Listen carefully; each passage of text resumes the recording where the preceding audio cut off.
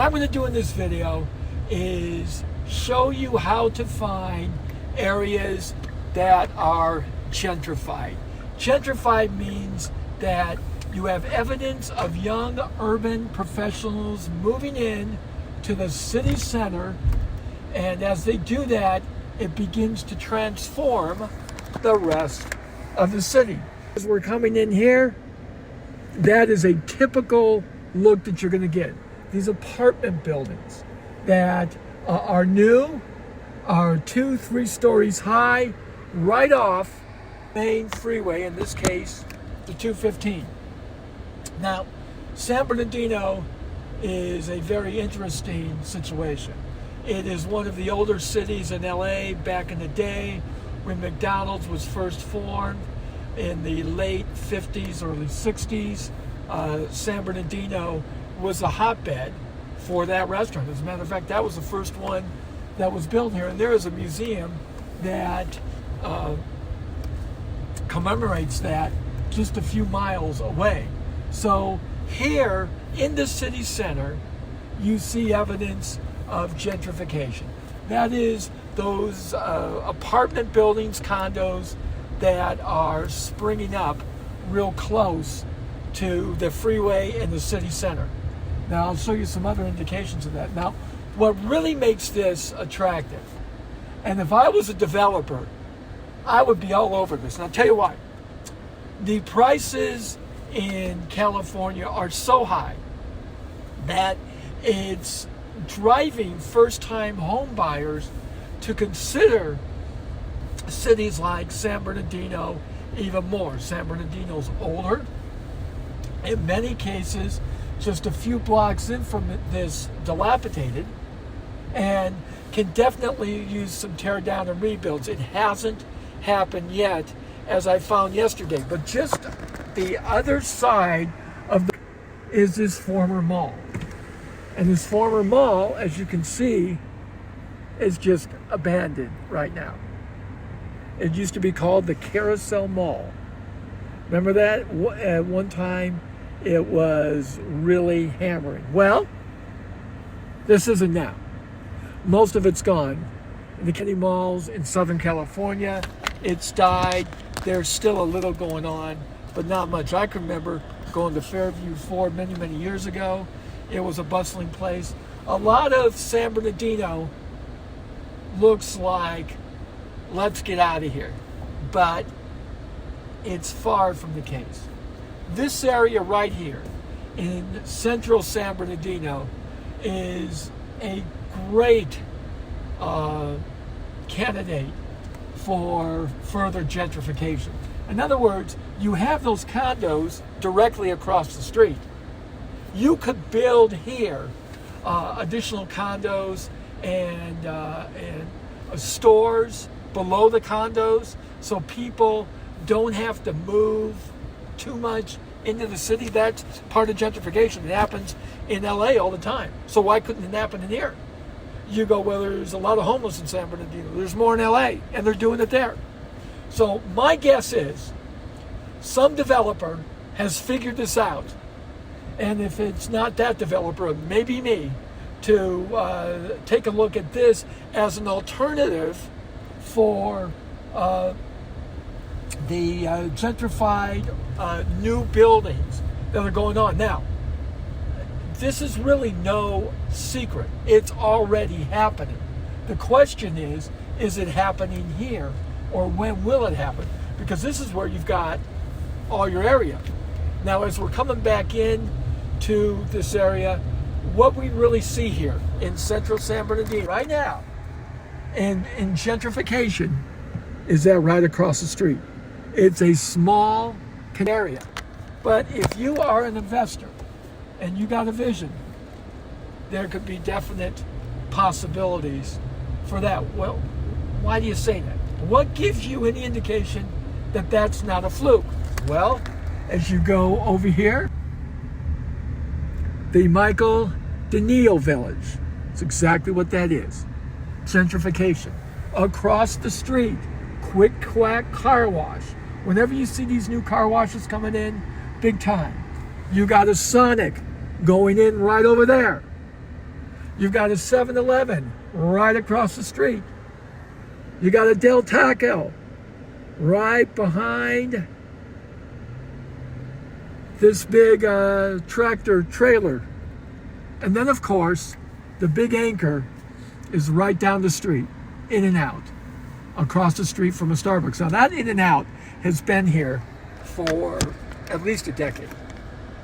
Until about 5 years ago, you wondered why the heck would they even be here? Well, it made sense, because whenever you got an In-N-Out and you can get it right by the freeway exit, you've got something happening. And this thing has always been busy. But now, just in the last couple of years, you've got the Starbucks, you've got the Del Taco, you've got that Quick Quack car wash, Panda Express. Take a look over here. Panda Express. Right on the other side. So this is the area that, as an investor, you would take a look at and go, wow, there's some real opportunity here.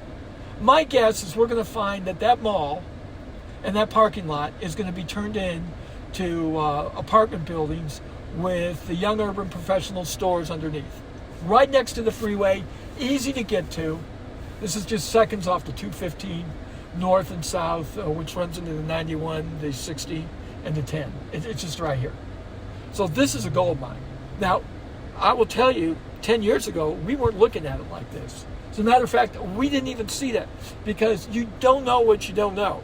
Gentrification was not a real popular term a decade ago, as it just wasn't happening.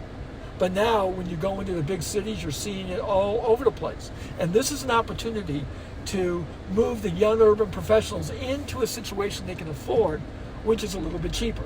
But the question I have is, does this gentrification, which is on 5th Street, right next to the 215, has it affected anything else in San Bernardino? Well, let's go find out. We've got a Motel 6 that is about a block and a half down, but it is considerably dated. I mean, that's the one thing is that you've got these new places, and then this motel definitely looks like something that there would be a lot of homeless, because there are a lot in this area. So that's probably not a real desirable place. Now, as you come in, you've got Welcome to San Bernardino. We are just a block over from where we were. You got the Simple Stay Suites. And you've got a little more gentrification going on right here with this taller, 2-3-story building. This probably would not be classic as I define it. You have some more buildings going on right across the street, and some things that are happening. So what does that tell you? That it's starting in a little bit to the rest of the city. But candidly, it's got a long ways to go. Okay, as I drove San Bernardino last night, I haven't been here for maybe a year and a half, 2 years. I'm starting to expand my business from the Midwest, where I don't live, to Cali, where I do live. And why am I doing the Midwest? Because it's like shooting fish out of a bucket. The problem with the fish is they're halfway across the country, which brings its own set of issues when you've got to drive that far. Got plenty of deals, even talking yet today. So it's not a matter of that. It's a matter of working with the people you're in, and you have to depend on other people to be able to do things that you can't do. Now, in areas in Southern California, traditional wholesaling has shifted. It's just the bottom line. As a matter of fact, I confirmed it here yesterday. My presupposition on all of this has been that, as I've studied it, that foreign investors have knocked up the prices so much that traditional wholesale deals just are not that available. Now, I've done that study, and I know that, but I dropped in here yesterday and drove several blocks, and we'll be doing that again today, and I didn't find any boarded up, vacant, just plain ugly. I did find a couple houses that would suffice for potentially distressed rentals. But overall, there just is not a lot of inventory right now. Why would that be? Well, I'm glad you asked. Because first-time home buyers are willing to buy anything, anywhere, just to get in. Even if that means in some of these areas, which are pretty rough. There's no question about it. As a matter of fact, now I'm just 3 or 4 blocks in from the gentrified area. So what happens is that the whole landscape changes how you approach it. You want to get in to a gentrified area. The key here in San Bernardino, there wasn't any boarded up vacant, just plain ugly, or rehabs that were even 1 to 2 blocks away from those urban style apartments in the downtown. And maybe a lot of people don't see the need to do that because they're going to completely overhaul that mall and that parking lot and build them there. And that's what I expect to happen. Again, if I was an investor, I would be all over affordable housing near the freeway, over the convenience stores like you see in so many cities. Corona is a real good example of that. Right by the freeway and the metro station, they have one of those. I would be doing that all day long here. Now, there's a reason they haven't, and probably because this area is so depressed that they're waiting for the opportunity to open to where people are going to see this as desirable. Because you come into this part of California, it is pretty rough. There is no question about it. I'm driving some of these houses, and they're 70, 80 years old, not unlike a lot of the old houses you see in Kansas. But what you do not see is boarded up, vacant, just plain ugly. So you're going to look for what we call distressed rentals, probate type of properties. And that can really happen through, first of all, driving, and then determining where the properties are, and then cross-checking that with the software. And if it's on the software, go after that secondary. If it's not on the software, again, a property you found on your own, then you want to go after that first, because that means that everybody else is more than likely not going after it. That's a pro tip right there. You want to be careful with that. So don't see a lot of these companies teach you to rely on the software. The problem is everybody else is too. So how is that going to separate you from anybody else? It's really not. So we're here in San Bernardino, and what we're finding is that there are a lot of distressed houses. But I am seeing very little, doesn't mean they're not there. Continue to drive, boarded up, ugly. Well, we're seeing ugly. We're seeing potential vacant, but and just plain ugly. But we're not seeing the boarded up type of houses that are the hallmark of a wholesale job, which then confirms what I'm seeing in California. If that's the case, that means investors have scooped these up when as soon as they were able. So what do we need to do? We need to find the tired, bored, burnout investors. We need to find the landlords, and they're all over Kansas. I run into them all the time, that are aging and want to get out of the rental business. people that are sick and tired of chasing rents. You know, those kind of people are what you're looking for. So here we are now, street, typical. Look at the houses as we go by. Just not seeing anything that is boarded up, vacant, just plain ugly. Well, you can get the just plain ugly and potentially vacant. I haven't seen them yet. So the key is you want to drive, and as soon as you do find something, you want to take down the address, and you want to skip trace and call right there. If possible, talk with the neighbors and find that owner. Particularly when that owner has not been marketed a bazillion times, they are much more of a potential. I've run into several of them. And sometimes you just got to break through the clutter. You got to break through the chatter. You've got to do what others won't do. And you've got to continue. Is it easy? No, at times it's not, because you've got to listen. If you're going to find a boarded up, vacant, just plain ugly house, or one that is a distressed rental, how did it get there? Well, you know, the easy answer is, man, this thing's been abused.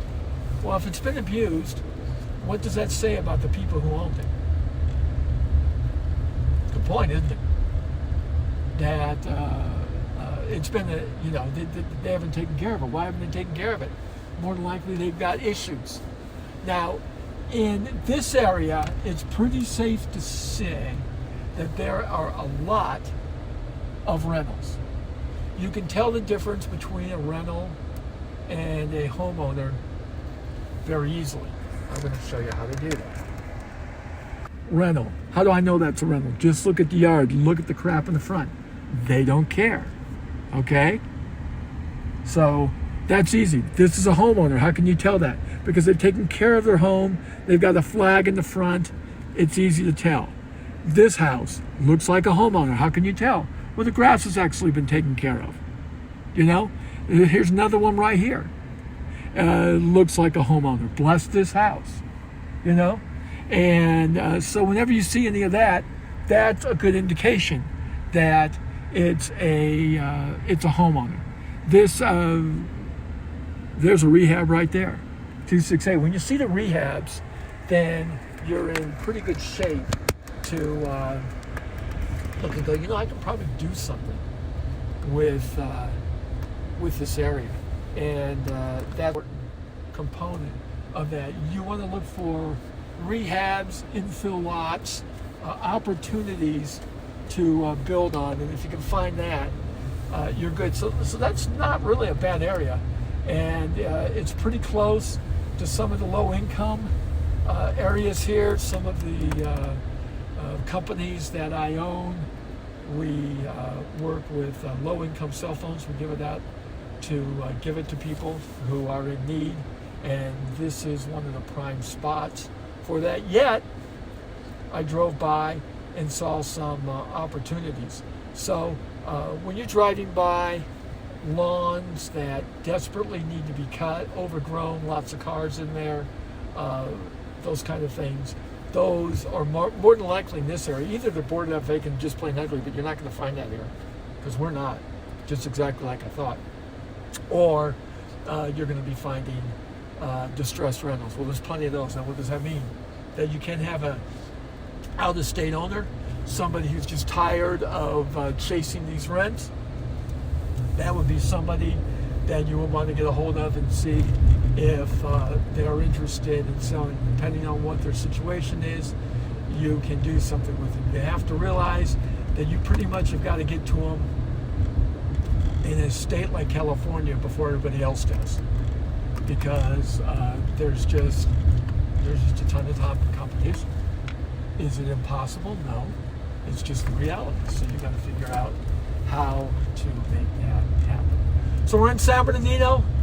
A lot of good opportunity. Yeah, you're going to probably have to change your strategy out here as opposed to what you would do in maybe Tulsa or Wichita. I mean, Tulsa's different than Wichita. Tulsa's got a lot of gentrification going on significantly. Now, not by any means, in every part of the zips. But boy, in some parts, it's really happening. You want to start first in gentrification in city centers and then start to bleed out into the neighborhoods. Now, it's not always going to happen. San Bernardino is a very interesting case study on it not happening that way. Okay?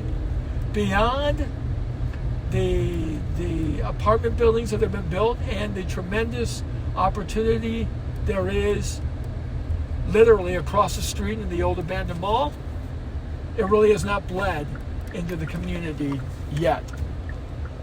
But there is opportunity down the road for developers with the right vision. So maybe you're that guy, maybe you're that gal, and you've got the vision to develop the area. There could be some great opportunity here in San Bernardino. So make sure as you're driving that you plot your area, plot where you're going. Right now I'm on Olive and Sierra, taking a right on Olive, and I'm looking at the houses. Very old, kind of hacienda style houses. There's some new rebuilds. That's a new one over to the right. Then you've got some Section 8 areas right here. Very interesting.